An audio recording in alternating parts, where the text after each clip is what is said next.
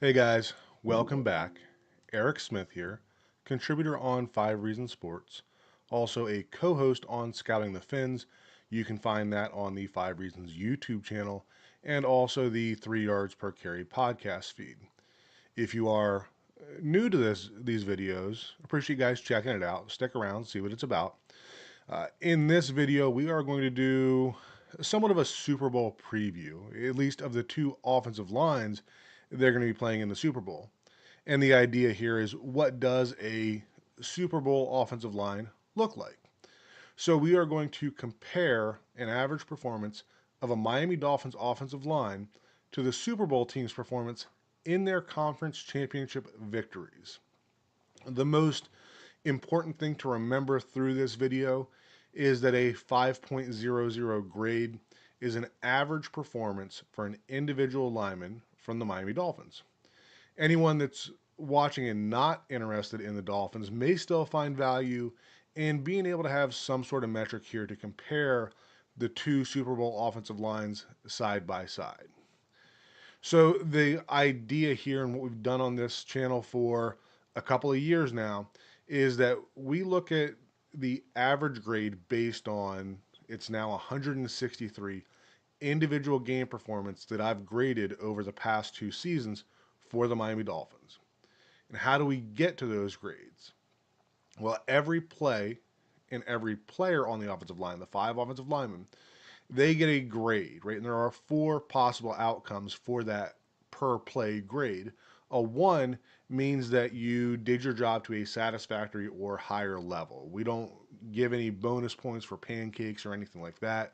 It's either you did your job or not, right? A point five would be, maybe it wasn't all the way up to satisfactory level, but it also wasn't just a clean loss either. It's somewhere in the middle, that gray area where don't want to give them full credit for the play, but also don't want to give them zero credit. And then obviously there is the zero, right? That means that you gave up an immediate pressure. You blew a block on a run blocking assignment. You did something that at least could have ruined the play. It doesn't always ruin the play. Sometimes a quarterback or a running back or even a wide receiver can make a play still work, right? But you can still get a zero grade.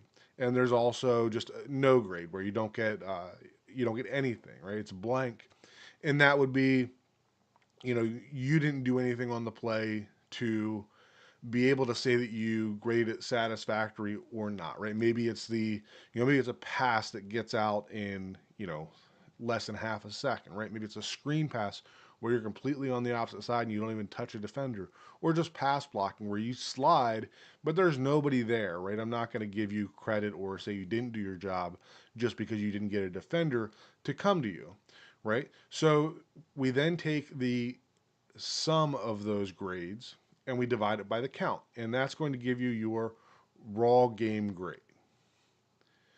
From there, we exclude any performances with less than 10 graded plays, right? If you only played 5 plays, it's not really fair to give you a overall game grade, in my opinion. And then that gets compared to a table that contains all of the game grades over those, the past two seasons. Like I said, 163 of them.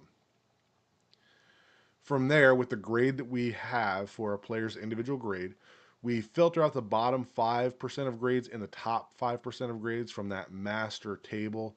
And the reason we do that is to try to eliminate any outliers that may skew the grade, right? And we then, right, take the average of that master table.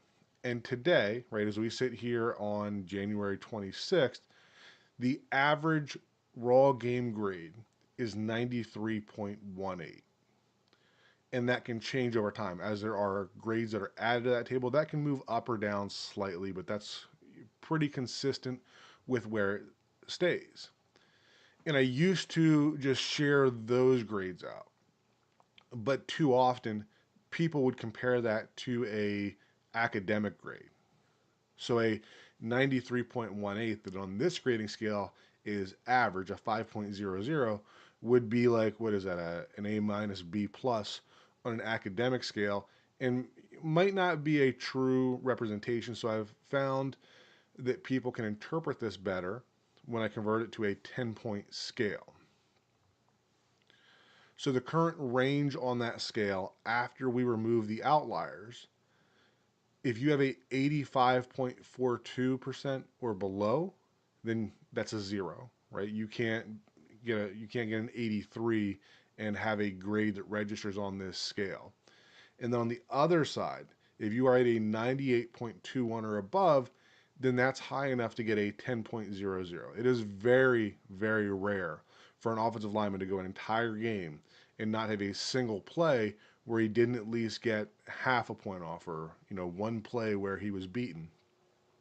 It does happen, right? But it's not often. So when we remove that top 5%, usually takes out all of those 10.00s. That also means that it is possible to get a 10.00, a perfect grade on this 10-point scale, without actually having a perfect performance. So just a couple things to keep in mind there. Almost all of those grades do fall between those ranges, right? And the scaled game grade is where it falls on that scale. So again, I want to reiterate that when we look at this scale, right, in the 5.00 and everything above and below it, that the 5.00 is an average performance for an individual on the Miami Dolphins offensive lineman. I don't really grade any other teams. I don't have the time for it. My passion is with the Dolphins.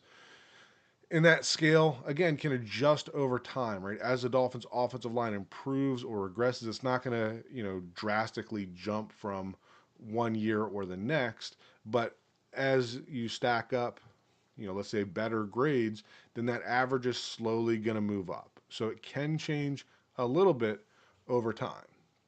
Now, I am recording this intro before I've done any grading from the conference championship games. And I have no idea how those games are going to fall on this scale. But I also want you to remember that for these teams that are playing in the Super Bowl, this is only a one-game sample size. So this video is not necessarily how good have these lines performed all season. The idea here is what type of performance from an offensive line can get you into the Super Bowl, right?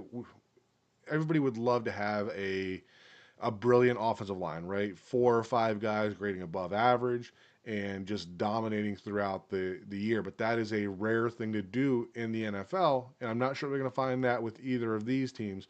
But it will be interesting to see how good does that offensive line have to play in order to make it to the Super Bowl. And there's obviously stuff outside of those offensive lines that factor in as well. But it could be a case in point that you don't need to have an elite offensive line to get to the Super Bowl if you have other things that are going your way. Or it may go the other way, and it may be that, yeah, both of these teams have offensive lines that, regardless of these game scores, because the game scores were very different, that the offensive lines have to play well for you to have a chance at the Super Bowl. So appreciate you guys being here, and let's see where these grades take us. First, we are going to take a look at the grades from the AFC champions. So that was the New England Patriots, who beat the Denver Broncos in the game on Sunday. So before we get into the grades, I want you to, remember what that game was like. It was a very low scoring defensive game. The weather got kind of ugly. The Patriots only scored a total of 10 points in that game. They threw the ball for a total of 86 yards. Now, they did rush for 141 yards, but when you dig into that a little bit, you will see that Ramondre Stevenson carried the ball 25 times for 71 yards. That's less than 3 yards per carry. And then Travion Henderson only contributed 3 carries for 5 yards. And then you did have Drake May at 10 carries for 65 yards and a touchdown. But when you think about the runs that he had, it was either scrambles or bootlegs, stuff that the offensive line doesn't get a ton of credit for. So as we go through these grades, they are going to be pretty low, but I think when you look back at the context of that game, it makes sense. And again, we are only looking at this from a one-game sample size. So this is not to say this is how the Patriots line or these individuals have played all year. This is just the way that this offensive line played in the AFC Championship game. So first things first, the overall grade was a 2.12, and clearly not a very good grade. This performance from the offensive line is not what I would consider a playoff caliber performance. Probably not even, if this is the way the line has played all year, this would not be a performance that I feel would get most teams even into the playoffs. But Drake May, is having a MVP caliber year, and he's showing a lot of moxie for a young quarterback, a lot of poise in the pocket, and he's understanding when to escape the pocket and how not to make things worse than what they are. In a game like this, right, you trust your defense and you just don't make the big turnover like Stidham did late in that game. So I think that was a big equalizer in this game was Drake May and also Josh McDaniels as the play caller. The ball was thrown very quickly. There were several screens to help slow down the defense. Running the ball, they were very diverse. Early in the game, there was a lot of mixing up between power and duo and outside zone. And then as the weather kind of turned, they went a little heavier into the outside zone stuff. So not sure what we'll expect in the Super Bowl because they, have shown they can do a little bit of everything, and at least in this game, didn't do anything great. So let's get into the individual grades, and the way that we do this here is that we start from the lowest graded player to the highest graded player. So the lowest graded player we had was Jared Wilson. If you remember from the opener, this doesn't mean that he didn't block anybody at all. It just means on that scale of 0 to 10, where his raw grade fell, was below the minimum. Um, he had a rough game. He struggled with power in pass blocking. He did not, he looked, I guess, athletic enough, but not with enough power when he got there. He seemed to be playing off balance quite a bit and was not able to accentuate his athleticism the way that Aaron Brewer does when he arrives at his block. So, rookie left guard, not a good performance in this game. Next up is going to be the other rookie. So Will Campbell. And, there's been a lot made of that, the attempted cut block on the wide nine that he whiffed completely on. He was cut blocking a lot in this game, so it wasn't too surprising to see him try that. And even on those wide techniques at times. Clearly it didn't work for him there. He got a 0 grade for that one. He also had a false start, which hurts him. Didn't do a whole lot in the running game, particularly in the zone blocking stuff. When they were running some power and down concepts to the left side, he did a good job of technique wise getting into position and creating some movement. Pass blocking was adequate, but the way that we talk about the Dolphins and the right side of their offensive line felt like the Patriots were giving a lot of help to that left side as well. But this was not even up to a average performance for Will Campbell in this game. Next up, we're going to have Garrett Bradbury coming in at a 2.37, and a lot of the same stuff. Like, he struggled against power. There were several times that he was driven directly back into the lap of Drake May in the running game. Did not create a much movement at all. I can't sit here and think of a single run concept that I felt like he was strong in. So not good enough from Garrett Bradbury either. And then we get Michael Onwenu coming in at 2.95. And he had some really good stuff and some really ugly stuff. So he is a massive human being. And if as Dolphins fans, think back to Solomon Kinley, right? And I see Onwenu as a better version of Solomon Kinley, as kind of that big top heavy type mauler, and the footwork matches. He does not move well laterally, particularly in cases in pass protection where they have him going one way and then switching directions. There was some really ugly stuff where his footwork looked, high school level. Now there were other times, right? If you can get him going in one direction, he's a powerful man. He was able to create some movement. So there was good and bad from Onwenu, but I think that as we look forward to the Super Bowl, if I was the Seahawks and trying to scheme here, I would be trying to find ways to get Onwenu kind of on an island the way that teams were able to do against the Dolphins and Jonas Avainaya throughout the season. And then the last one again, right, is not even an above average grade, Morgan Moses. I'm a longtime fan of Morgan Moses, and he was another one that there was some good stuff and some bad stuff. In the past game, I thought he held up pretty well. In the run game, there wasn't a whole lot to like from Morgan Moses. They did seem to like to run the ball a little more to the right side than they did the left side. Again, like I said, I felt like they were trying to protect that left side, but not a good enough performance.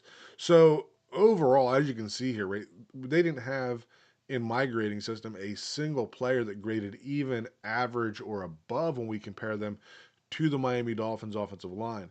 But like I also said, there was some big time equalizers there, from Drake May to Josh McDaniels to a defense that only allowed 7 points. So yes, this line graded awful, right? No other way to put it.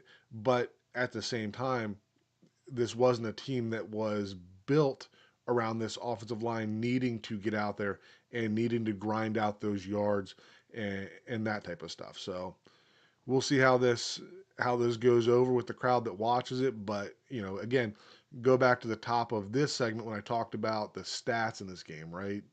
10 points total, less than 100 yards passing, less than 100 yards rushing if you take out the quarterback stat. So I think that, when you look at these grades, they do make sense in the big picture. So next up, we're going to take a look at the NFC Championship team, the Seattle Seahawks.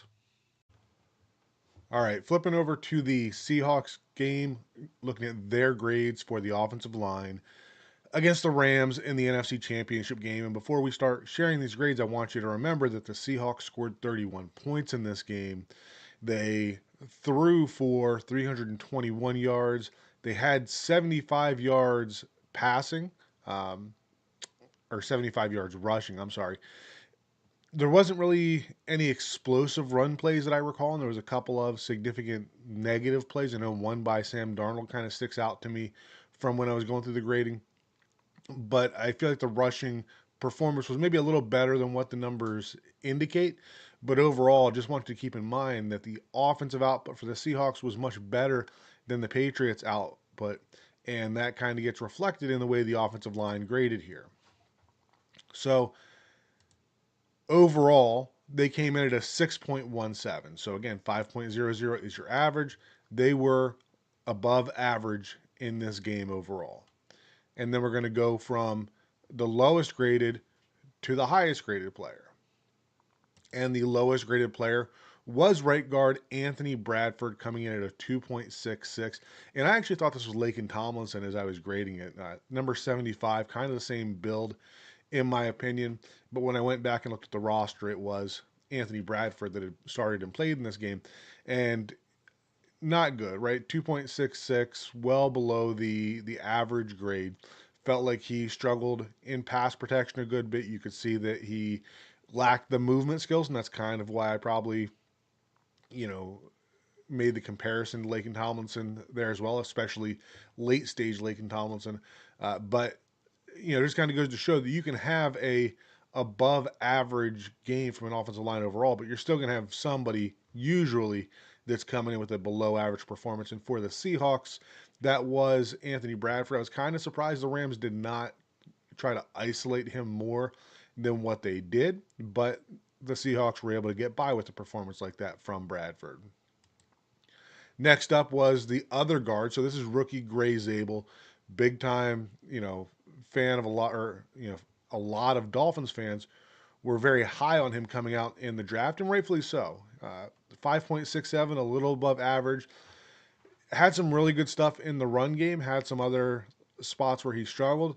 I think that, I had him and Jonah graded pretty similarly going through the draft process with a slight edge to Gray Zabel.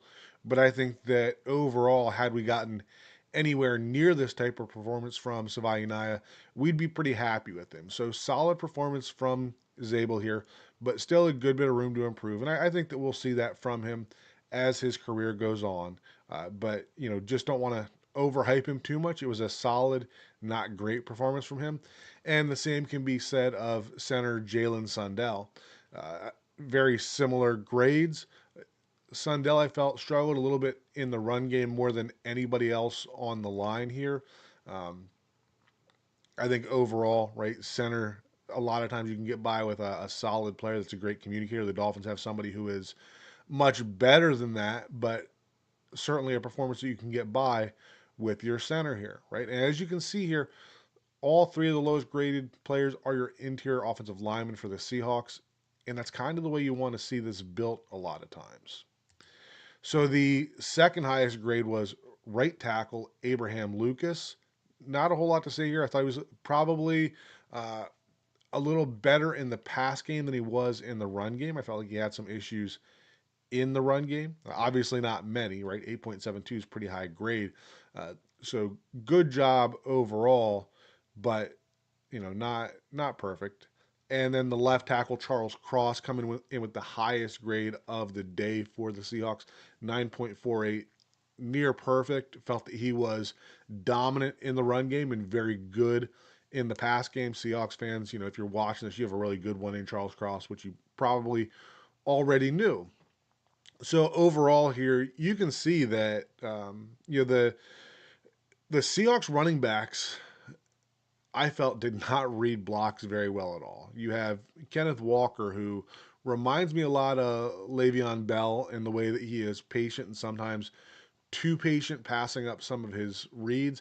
And this line, the way that they're able to kind of stay on the blocks there, reminds me a lot of that Steelers offensive line that Le'Veon Bell had back then. That you can do that a little bit when you can, maintain contact, strain through the play. Then your running back doesn't always have to read it perfectly because sometimes there's secondary holes that open up, and I think that's where Walker and the Seahawks really benefit sometimes. But overall, right, we know that Sam Darnold is not. He's a good quarterback at this point, but he's not somebody that you can put the game on his back and expect him to carry you. So I think that when very two very contrasting styles here. On one side, you have the Patriots, who offensive line did not play very well, but they have a quarterback playing at a MVP type level and a offensive coordinator who does a good job protecting that offensive line that did not play well. That is one way that you can go, that you can make it into the playoffs, win an NFC championship or an AFC championship, and be in the Super Bowl. So that's one style. And the other style is the Seahawks, where you don't go out and you can't always find that franchise quarterback. So you kind of find a caretaker, and that's what they've been able to find in Darnold. And then you build up an offensive line, a running game that protects them, right? And then you have again an offensive coordinator that calls a very good game. He changes stuff up a lot, keeps it fairly simple, but you can, lean on the back of this offensive line, being able to protect Darnold long enough to allow him to either make a play or not make the key error, right? Whereas the Patriots, that line falls apart at times, right? Probably more often than Patriots fans would like. But then you have Drake May, who does not make those silly mistakes, but is able to climb the pocket, particularly through the middle, and make something essentially out of nothing. So I thought this was a very good comparison. As I said in the first segment of this video, I didn't know what to expect coming into this. Looking at these two lines, I've watched both teams play, but never really went through a grading process with them. So I found it very interesting that you've got two opposite ends of the spectrum where you have, you can either be elite quarterback and have an offensive line that they're covering up, or you can have a very good to elite offensive line with a quarterback that you're covering up instead. So, going to be very interesting to see how this plays out in the Super Bowl, but hope you guys enjoyed this. Thought this was interesting. From the Dolphins' perspective, going to be tough to, find that elite quarterback in year 1 or 2. But when you look at those grades that we had for the Seahawks offensive line, I don't think the Dolphins are that far from having an offensive line that you can make a deep run into the playoffs with. You've already got Patrick Paul, who's very good. You've already got Aaron Brewer, who is very good. You have Austin Jackson, if he returns, who is above average in this scheme. And going from Mike McDaniel to Bobby Slowick, would expect him to still be an above average tackle if he continues to, if they keep him. Left guard, you obviously need some growth from Jonah there, but if you can get up to an average level guard, kind of like what the Seahawks had with Zabel, then you don't have to have a star at the right guard position. Almost no team has five above average starters across the line. So I think that for the Dolphins, if you're rooting for a model to win in the Super Bowl, the Seahawks are probably the team that you should be rooting for from a scheme perspective, and it's the Patriots, so obviously you should be rooting for them anyways. But hope you guys enjoy watching the Super Bowl. Pay attention to these offensive lines, see how they perform there, and we'll see what's next coming from me.